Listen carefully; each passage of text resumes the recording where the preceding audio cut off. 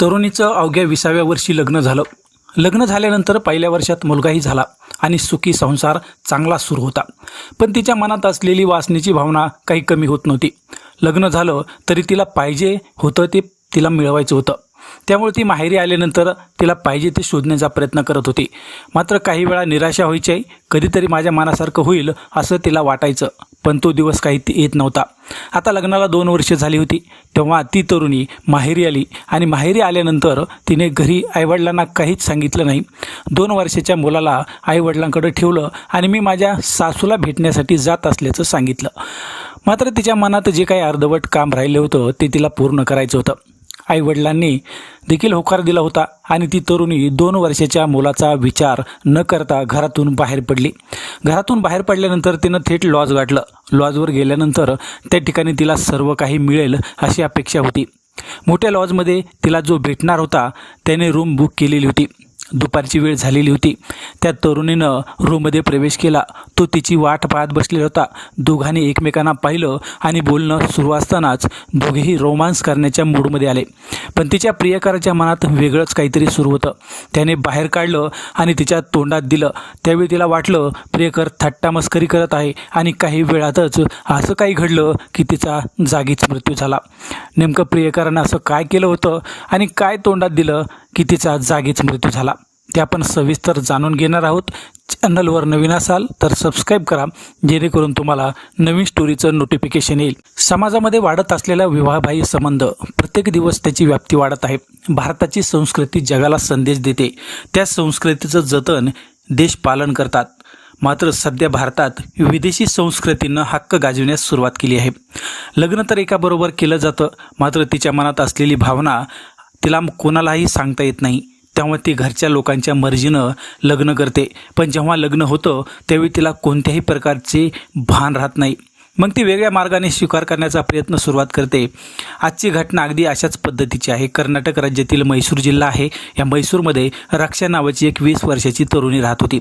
आईवडिलांची परिस्थिती चांगली होती, त्यामुळे त्यांनी रक्षाला उच्च शिक्षण घेण्यासाठी प्रोत्साहन दिलं. त्या ठिकाणी रक्षा शिक्षण घेत असताना तिला त्या ठिकाणी सिद्धराज नावाचा एक तरुण भेटला. त्या ठिकाणी तरुण भेटल्यानंतर रक्षा आणि सिद्धराज यांच्यामध्ये संपर्क वाढत जाऊ लागला. पहिल्या वर्षी दोघांच्या भेटीगाठीचा झालेला होता. मात्र त्यानंतर दुसऱ्या वर्षी दोघांनी एकमेकांच्या शरीराचा आनंद घेण्याचा सुरुवात केली होती. आईवडिलांचा रक्षावर विश्वास होता, त्यामुळं रक्षा जे करते चांगलं करते असं त्यांना वाटत होतं. मात्र दुसऱ्या वर्षी जेव्हा रक्षा आणि सिद्धराज गाडीवर फिरू लागले त्यावेळी काही नातेवाईकांनी ते दोघांना पाहिलं. त्यावेळी त्यांनी ही बाब रक्षाच्या घरी सांगितली. रक्षाच्या घरी ही बाब कळाल्यानंतर त्यांनी रक्षाचं शिक्षण बंद केलं. मात्र रक्षा जिद्दीला पेटली. मी शिक्षण बंद करणार नाही असं तिनं सांगितलं. मात्र वडिलांनी रक्षाचं तात्काळ केरळ या ठिकाणी सुभाष नावाच्या तरुणाबरोबर लग्न ठरविलं. आता आईवडिलांच्या जिद्दीपुढे रक्षाचा निभाव लागला नाही. 2 वर्षापूर्वी सुरू झालेलं प्रेम हे पत्त्याच्या बंगल्याप्रमाणे कोसळलं होतं. तरी देखील रक्षाने सिद्धराज याला आश्वासन दिलं की मी तुला सोडणार नाही. आईवडील म्हणतात म्हणून मी लग्न करते, पण तुला भेटत राहणार.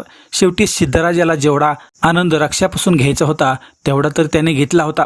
त्यामुळे आता रक्षाची एवढी त्याला आवश्यकता वाटत नव्हती. इकडे मात्र रक्षा ही सुभाषबरोबर लग्न करून तिच्या सासरी केरळ या ठिकाणी गेली होती. मात्र जेव्हा ती माहेरी येऊ लागली त्यावेळी ती सिद्धराज याला भेटू लागली. आता लग्न झालं आहे त्यामुळे आईवडील बिनधास्त झाले आहेत. त्यामुळे मैत्रिणीकडे जाण्याचं कारण सांगून रक्षा ही सिद्धराज याच्याबरोबर संपर्क करू लागली. मात्र हा मिळणारा सहवास सिद्धराज याला आता नको होता. तो रक्षाबरोबर तर सर्व काही करत होता, पण आता त्याला लग्न करण्याची आशा निर्माण होऊ लागली होती. रक्षा ही आता दुसऱ्याची झाली आहे, त्यामुळं तिने तिचा संसार करावा असं सिद्धराजाला वाटत होतं. पण रक्षाने जरी लग्न केलं असलं तरी तिला सिद्धराज आवडत होता. हे सर्व सुरू असताना रक्षाला पहिल्याच वर्षी मुलगा झाला होता. जो मुलगा झाला होता तो मुलगा सिद्धराज याचाच असल्याचं रक्षाला वाटत होतं. कारण माहेरी आल्यानंतर ती सिद्धराज याच्याबरोबर संबंध प्रस्थापित करत होती. हे प्रकरण एवढ्यावरच थांबलं नाही तर रक्षा ही दोघांनाही झेलण्याचं काम करत होती. जे काही रक्षा करत होती याची कोणालाही खबर लागू दिली नाही. त्यामुळे सासरचे लोक आणि माहेरचे लोक हे दोघेही यापासून दूर होते. रक्षाच्या मनासारखं सर्व काही होऊ लागलं होतं, पण तिच्या मनात एकच खंत होती, ती म्हणजे तिला सिद्धराजबरोबर लग्न करायचं होतं.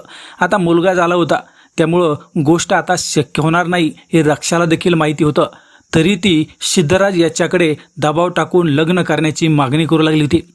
मुलगा 2 वर्षाचा झालेला होता. त्यावेळी रक्षा ही मैसूर या ठिकाणी आली.